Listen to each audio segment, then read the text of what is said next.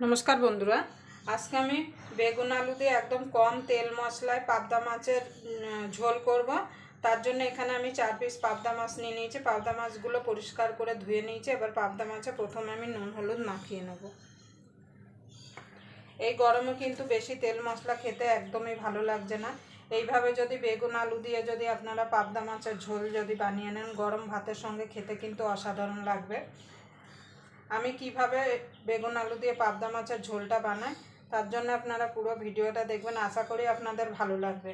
যদি ভিডিওটা দেখে আপনাদের ভালো লাগে তাহলে অবশ্যই একটা লাইক করবেন, শেয়ার করবেন আর চ্যানেলটা সাবস্ক্রাইব করে রাখবেন আর পাশের বেল আইকনটা অবশ্যই বাজিয়ে দেবেন। আমি যখন কোনো নিত্য নতুন রেসিপি আপলোড করব সবার আগে পাওয়ার জন্য। আমি ভালো করে পাবদা মাছগুলো নুন হলুদ মাখিয়ে রেখে দেবো। এই গরমে কিন্তু একদমই তেল মশলা খেতে একদমই ভালো লাগছে না, যা গরম পড়েছে। এই গরমে যদি এরকম বেগুন আলু দিয়ে একদম কম তেল মশলায় যদি পাবদা মাছ কেন যে কোনো মাছের যদি ঝোল হয় তাহলে কিন্তু দুপুরের খাওয়াটা একদম তৃপ্তিদায়ক হবে। গরম গরম ভাত আর এরকম পাতলা মাছের ঝোল। দেখুন বন্ধুরা, এখানে আমি মাছটা নুন হলুদ মাখিয়ে নিয়েছি। 5 মিনিট রেখে দেবো, ততক্ষণ আমি বেগুন আলুটা কেটে নেব। দেখুন বন্ধু, বেগুন আলুটা কেটে নিয়েছি। বেগুনটা আমি এইভাবে কেটে নিয়েছি লম্বা করে, আর এখানে আলু কেটে নিয়েছি এইভাবে লম্বা করে। আমি একটা মাঝারি সাইজে আলু আর একটা বেগুন দিয়েছি, কেন বেশি বেগুন হয়ে গেলে কিন্তু আবার খেতে ভালো লাগবে না। আর বেগুনটা এত সুন্দর কচি, এখন কিন্তু বেগুন কেনা মানেই বেগুনে পোকা হওয়ার কথা, কিন্তু বেগুনটা খুব সুন্দর বেগুন। এবার আমি রান্নায় চলে যাব।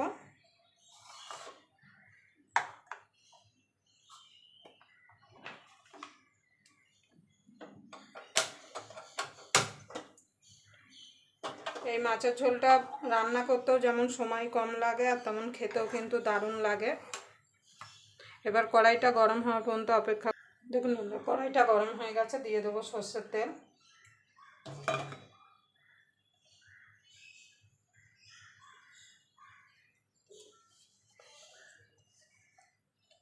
এবার তেলটা ভালো করে গরম করে নিতে হবে। দেখুন বন্ধু, তেলটা গরম হয়ে গেছে। ভালো করে কড়াইটা করে নেবো, মানে লাগিয়ে নেবো। আর গ্যাসটা এখন কিন্তু একদম লোতে রাখতে হবে। এবার মাছগুলো ছেড়ে দেবো। অবশ্যই কিন্তু একটা ঢাকা নিয়ে নেবেন, কেন মাছ কিন্তু ফোটে, পাবদা মাছ কিন্তু ফাটে।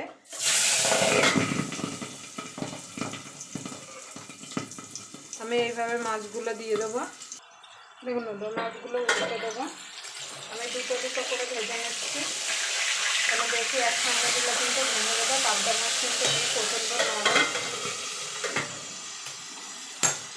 দেখুন বন্ধু, মাছ ভাজা হতে হতে একটা মশলা রেডি করে নেব।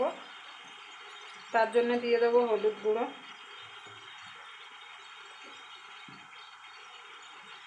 লঙ্কার গুঁড়ো, ঝালটা আপনাদের স্বাদ মতো দেবেন।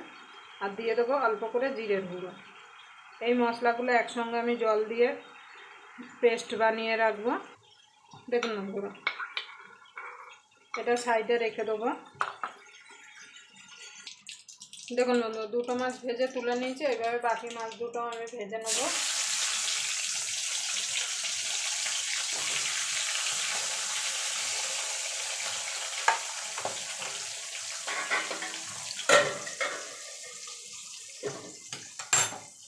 দেখুন বন্ধুরা, মাছগুলো ভেজে তুলে নিয়েছি। এবার বেগুনগুলো ভেজে নেব।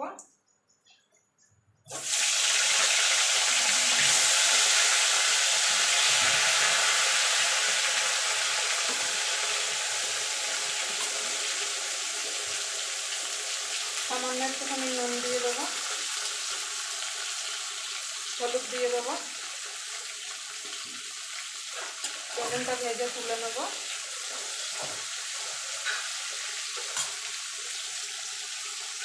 দেখুন বন্ধু, বেগুনগুলো ভাজা হয়ে গেছে, তুলে নেব।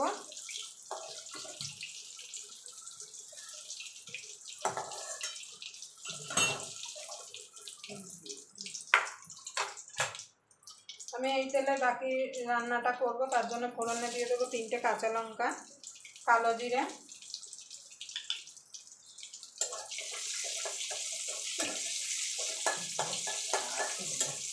ফোড়নটা একটুখানি ভাজা ভাজা করে নেব। এবার দিয়ে দেবো একটা আলু। আলুটা লাল লাল করে ভেজে নেব। দেখুন বন্ধু, মশলাটা যে গুলে রেখেছিলাম সেটা দিয়ে দেবো। এখানে একটা টমেটো দিয়ে দেবো। এবার এটাকে মিনিট 2 একটু কষিয়ে নেব যাতে মশলার কাঁচা গন্ধটা চলে যায়। দেখুন এবার ঝোলটা দিয়ে দেবো। আপনারা যেমন ঝোল খাবেন সেই বুঝে এখানে জলটা দেবেন।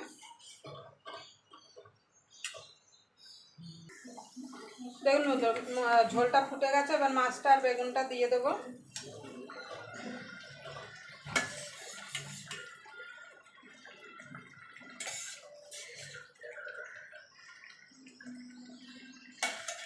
দিয়ে এটা মিনিট 2 ফুটিয়ে নেবো। বেশি ফোটানোর দরকার নেই, পাবদা মাছ কিন্তু এমনি প্রচণ্ড নরম, বেশি ফোটালে কিন্তু ভেঙে যাবে। নুনটা অবশ্যই আপনারা একটু চেক করে নেবেন। দেখুন বন্ধু, মাছের ঝোলটা হয়ে গেছে। দিয়ে দেবো ধনে পাতা কুচি।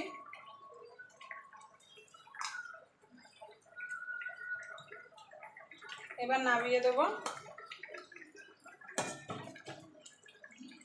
আপনারা অবশ্যই এই গরমে এইভাবে পাতলা মাছের ঝোল বানিয়ে নেবেন। আবার আপনাদের সঙ্গে কোনো নতুন রেসিপি নিয়ে দেখা হবে। ততক্ষণ পর্যন্ত আপনারা ভালো থাকবেন, সুস্থ থাকবেন।